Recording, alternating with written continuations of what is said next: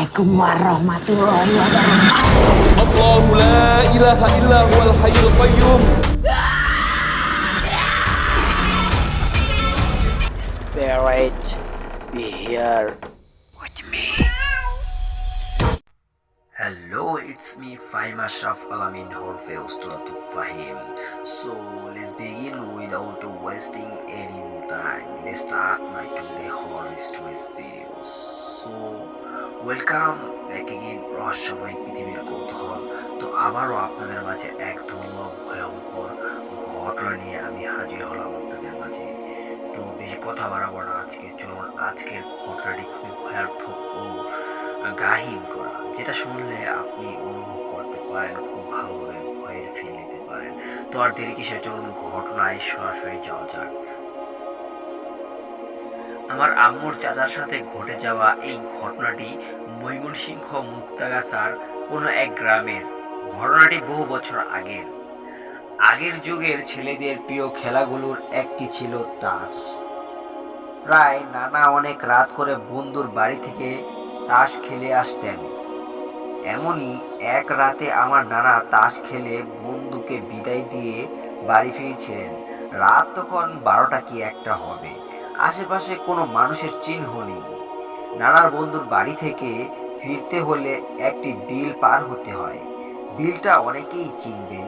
বিলটির আশেপাশে ধান ক্ষেত আর মাঝখানে রাস্তা, আবার পাশে একটি খাল। খালটি আমাদের বাড়ির রাস্তায় নয়, অন্যদিকে। তো নানা অনেকটা পথ অতিক্রম করে ফেলার পর দূরে দেখতে পেলেন একটি নতুন বউ লাল শাড়ি আর বড় ঘোমটা দিয়ে দাঁড়িয়ে আছেন। উল্লেখ্য, আগের যুগে ওই দিকটায় মাঝে মাঝে বউরা শ্বশুর বাড়ি থেকে বাপের বাড়ির রাতের অন্ধকারে পালিয়ে যেত। তো নানা তাকে দেখে এমনটাই ভেবেছিলেন, কোনো নতুন বউ পালিয়ে আসছে। নানা জোর করে জোরে হাঁক ছাড়ছেন আর বললেন, কেরা গো ওইডা, এত রাইতে এমনে পাড়ায় আইছে। নানার ছিল অনেক সাহস। সেই বউটা উত্তর দিল, আমারে একটু বাড়ির আগাইয়া দিয়াইন, আমি ওই পাড়া যামু। নানা মনে মনে ভাবলেন, এত রাতে মেয়ে মানুষ একা একা যাবে? পরে নানা বললেন, আহো লইয়া যাই। তার হাঁটা শুরু করলেন। বউটা শুধু নানার অনেক আগে আগে হাঁটছে। নানা কিছুতেই তার সাথে তাল মিলাতে পারছেন না। জোরে হাঁটার পরও নানা বললেন, তুমি বলে দাঁড়াও, চিনিও না তাইলে দেখি আমার আগেই যাইতেছো গা। বউটা কোনো উত্তর দিল না। নানা হাঁটছেন পিছনে পিছনে। নানা যেন বুঝতে পারছেন না তাকে কেউ টেনে নিয়ে যাচ্ছে। তার কোনো হুঁশ নেই। হাঁটতে হাঁটতে যখন সেই খালের সামনে এসে পড়ছেন, তা নানা জানতেনই না। নানার তখন হুঁশ ফেরে যে তাকে কোথায় নিয়ে আসা হচ্ছে, আর তখনই ঘটে আসলো ঘটনা।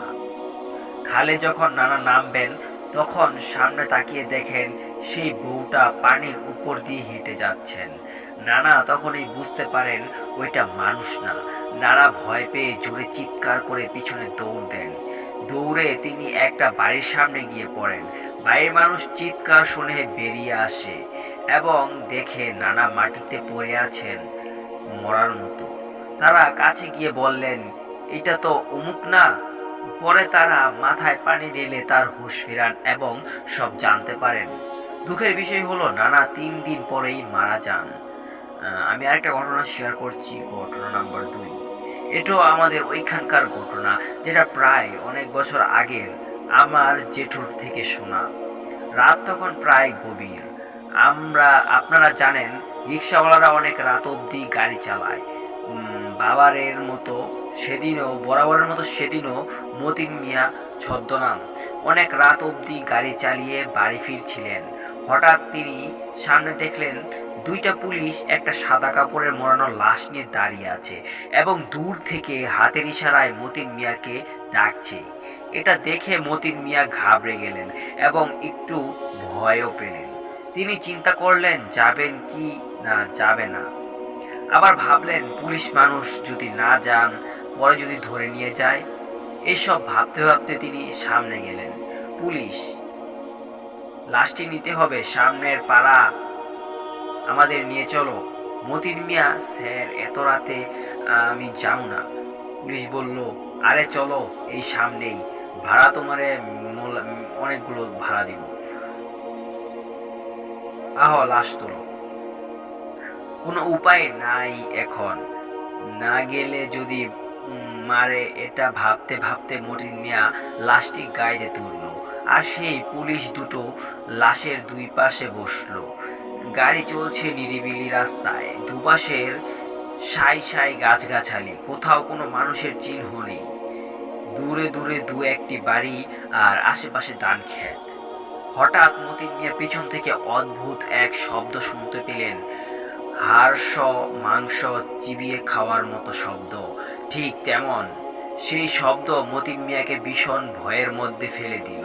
সাথে পরিবেশটা যেন আবারও ভারী হয়ে উঠল, আর হিম শীতল ঠান্ডা বাতাসে গা শিউরে উঠল।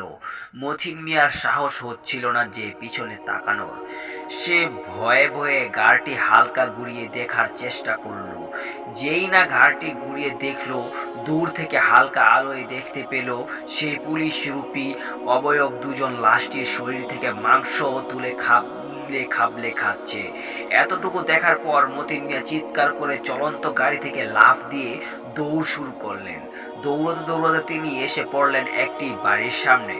বাড়ির মানুষজন চিৎকার শুনে বের হয়ে তাকে অচেতন অবস্থায় পেলেন। পরে তাকে মাথায় পানি দিয়ে জাগিয়ে তুললেন এবং তার কাছ থেকে পুরো ঘটনাটি শনাক্ত করলেন এবং তারা জানতে পারলেন মতিন মিয়া খুব অল্প কিছু দিনই বেঁচে ছিলেন। তিনি ভীষণ অসুস্থ হয়ে পড়েন এবং কয়েকদিন পর মারা যান। সে রাস্তা দিয়ে এখনো মাঝে মধ্যে এমন ঘটনা প্রায়শই ঘটে, এবং তবে আশেপাশে এমন অনেক বাড়ি থাকার আগের মতো এটা সমস্যা হয় না। তো এই দুটো ঘটনাটি আপনাদের কাছে কেমন লাগলো? অবশ্য আমি ফাহিম আশরাফ আলামিন এই ঘটনাটি পড়তে গিয়ে দু একবার আমার গায়ে গায়ে লোমহর্ষক ভাবে অনুভূতি ফিল করেছি। পারছে এখন দুইটা বাজে আপনার সামনে এত ভয়ানক একটি ঘটনা উপস্থাপনা করছি। আশা করছি ঘটনাটি আপনাদের কাছে খুবই দুর্দান্ত এবং চমৎকার ভালো লেগেছে। অবশ্যই এটা কমেন্টে লিখে জানাবেন। আর হ্যাঁ, কে কোথা থেকে দেখছেন, কোন জেলা থেকে দেখছেন, অবশ্যই কমেন্টে লিখে জানাবেন। আর হ্যাঁ, আপনাদের মাঝে যদি এমনই ভয়ঙ্কর, দুর্লভ, গাহিম করা ঘটনা থাকে, অবশ্যই আমাদের এখানে সুমাইয়া ইসলামের মতো এই ঘটনাটি পাঠিয়ে দিবেন। আর ঘটনাটির নাম হচ্ছে অতল আধার। বিদ্রোহ লেখার ভুল সুন্দর, ক্ষমা সুন্দর দৃষ্টিতে দেখবেন। যদি ভুল ত্রুটি হয়ে থাকে সবাই মাফ করে দিবেন। তো সুমাইয়া ইসলামের এই ঘটনাটি খুবই ভালো লেগেছে আমার কাছে। তো মাই ডিয়ার লিসেনার, আপনারা অবশ্যই কমেন্টে লিখে জানাবেন। আর আপনাদের কাছে যদি আসলে এরকম ঘটনা থাকে আমাদের কাছে মেইল করে পাঠাতে পারেন এবং কমেন্টে আমাদের সাথে যোগাযোগ করতে থাকেন। তো দেখা হচ্ছে পরবর্তী এমনই একটি দুর্লভ, ভয়ঙ্কর, গাহিম করা ঘটনা নিয়ে। ততক্ষণ ভালো থাকুন, সুস্থ থাকুন, নিজের খেয়াল রাখুন। দেখা হচ্ছে পরবর্তী ভিডিওতে। আল্লাহ হাফেজ।